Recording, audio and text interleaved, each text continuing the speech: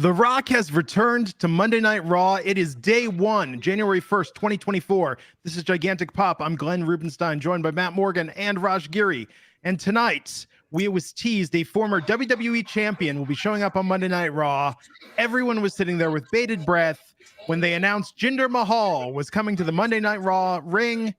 Came out there, cut the best promo of 2004. And had some choice words about America before he was interrupted by The Rock. They got into it. Seemed like, is The Rock going to announce a presidential run? What's going on here? This is kind of nothing. They started fighting, and at the end, The Rock asked, he's going out to get something to eat. Should he sit in a booth? Should he sit at the bar or the head of the table? And now, finally, like Charlie Brown with the football, we once again believe we will have Roman Reigns versus The Rock at WrestleMania. Matt Morgan, are you optimistic? Are you excited?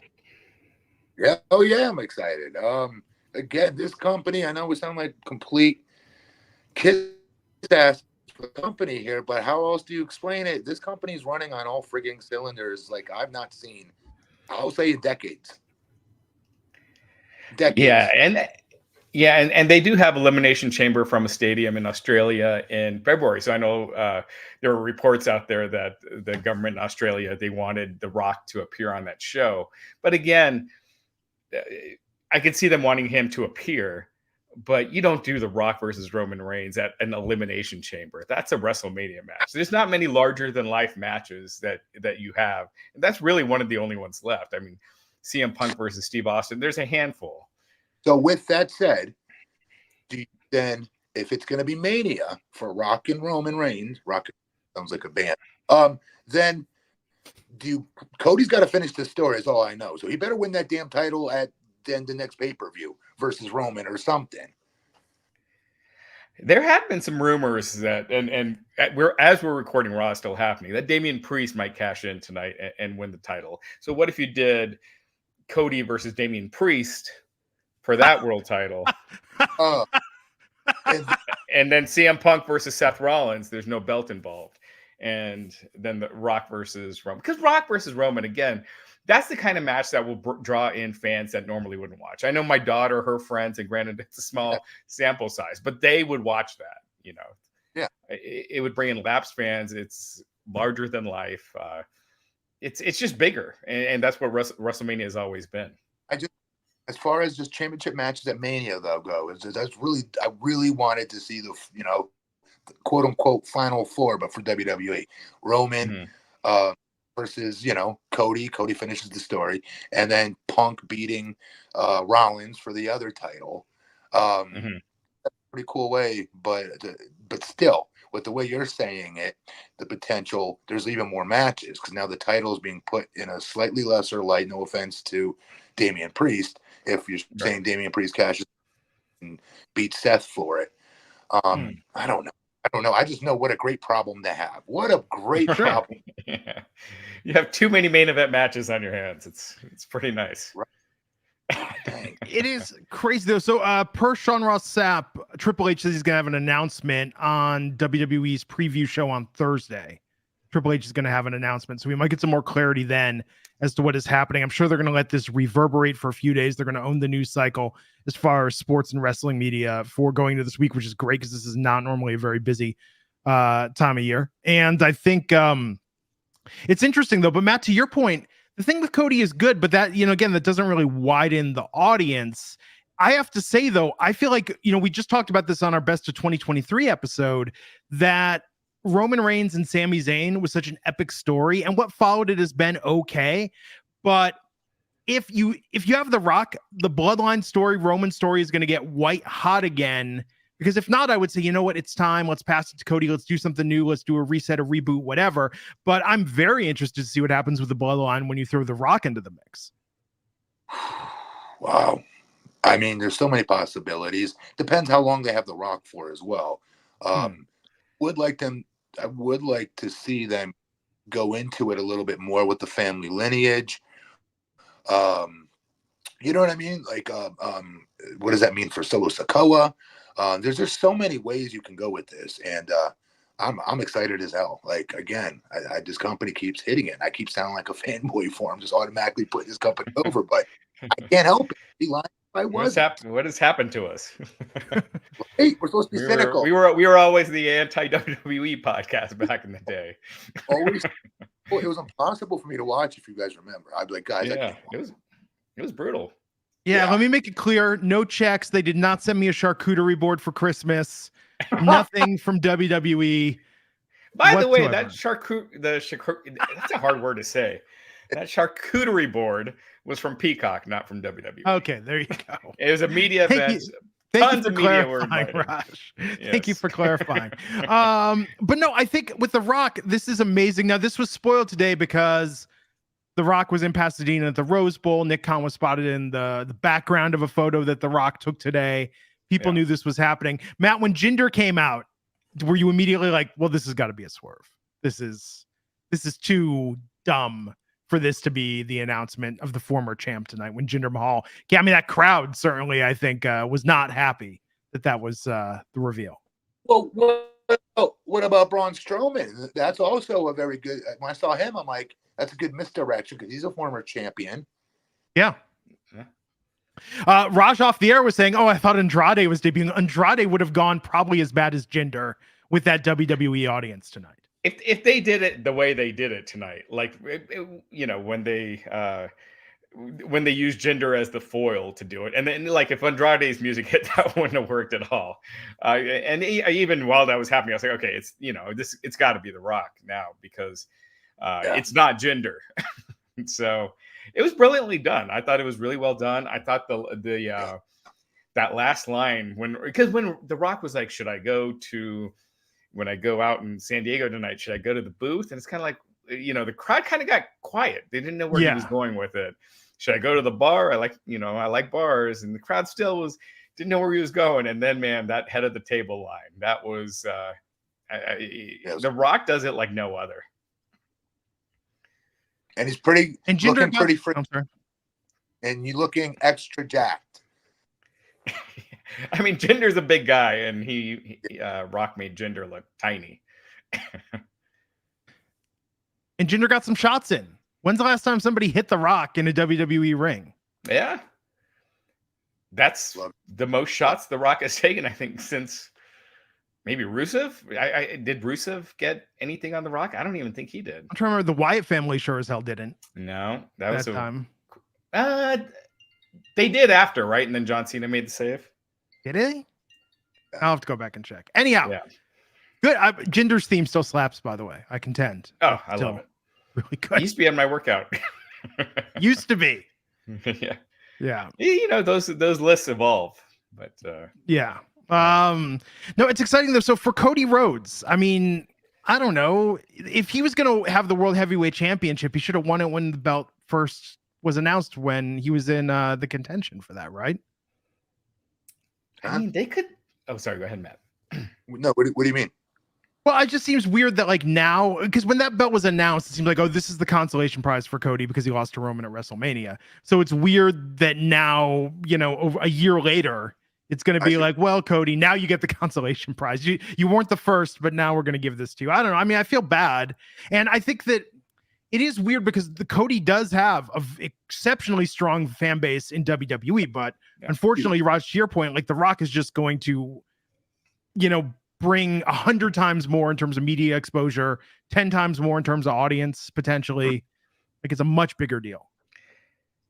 Yeah, it's one of those things where, again, it becomes water cooler talk where people that at the gym or for Matt at the gym, for me, at media calls, I guess, I don't know, but they'll be like, oh, I heard The Rock's coming back, oh, The Rock, he's wrestling again, and it creates that interest and that buzz where people that normally would have no idea what matches are at WrestleMania all of a sudden are like, oh, I think I'd watch that. Oh, it's on Peacock, or I'll watch that for sure. And it could bring a whole new fan base or a lapsed fan base in. So it's just in terms of business, I know fans get caught up in the Cody storyline and The Rock not being a full-time wrestler. But as far as a business goes, you have the biggest movie star in the world working a match. It would be kind of dumb to pass up. I'm there with those fans, by the way. I need to see finish the story. hook, line, and sinker to the story. No, and I'm sure he will.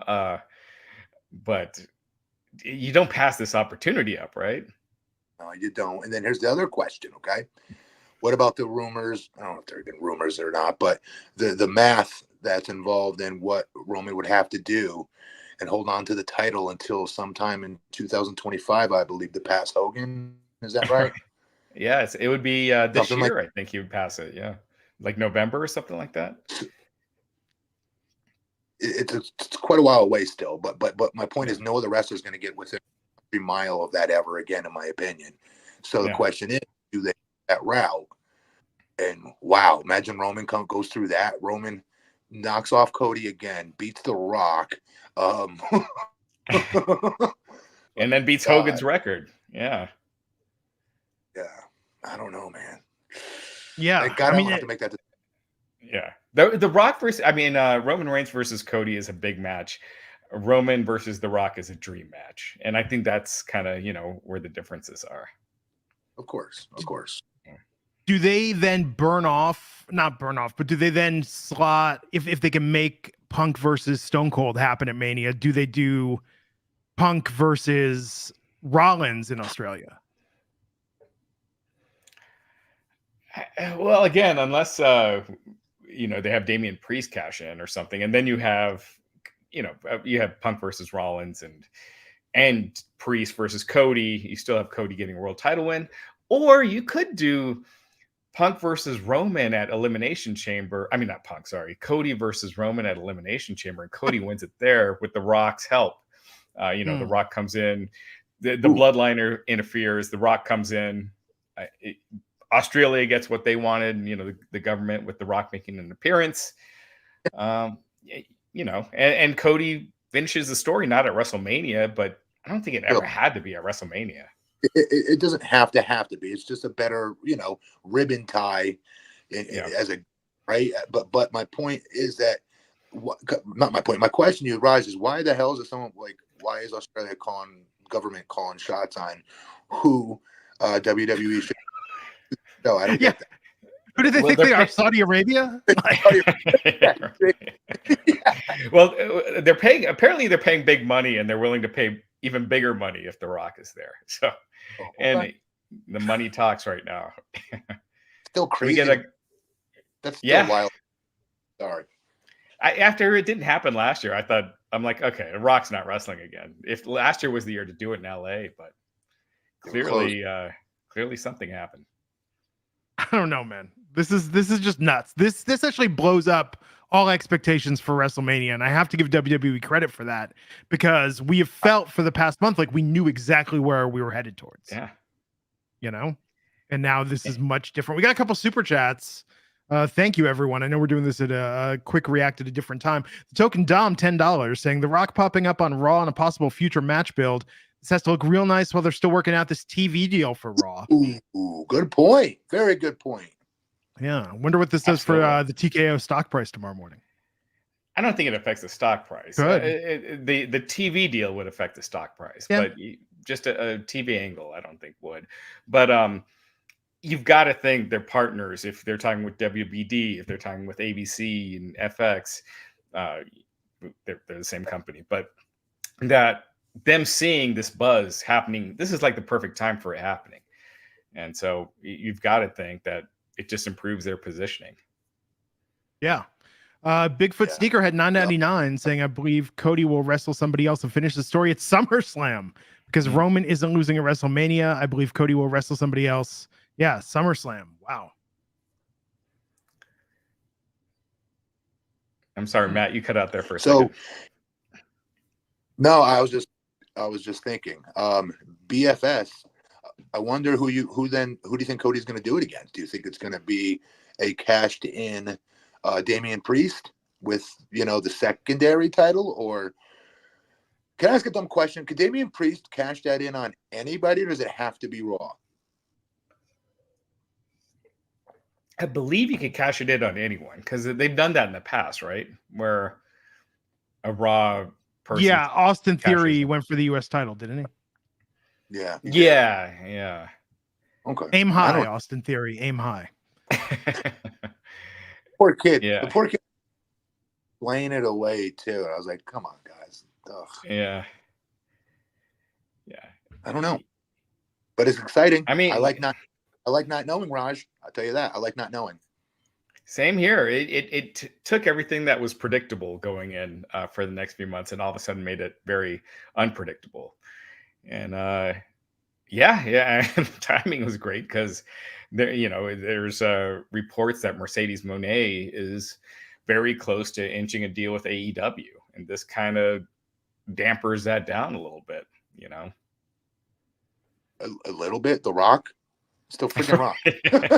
Right. It's star. Yeah, Movie.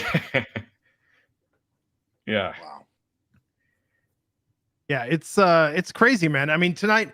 Ooh, I wonder if this is why Nia Jax went over in that match on Becky. Actually, I think that was the right booking call to have her win against Becky. Watch that. That was a good match. You guys watch Nia Jax is always getting heat for injuring people. Watch the powerbomb she did on Becky, and watch with one hand. She still had her hand in the way as she bumped her on her butt and her lower back when she bumped Becky in that powerbomb. Like very safe, like overly safe, like how I first learned to do a powerbomb on a crash pad without hurting the guy who was letting me practice on him. So you can tell she was being overly careful in the ring. But that punch looked great. That match, I thought that was a very good match. I love that match.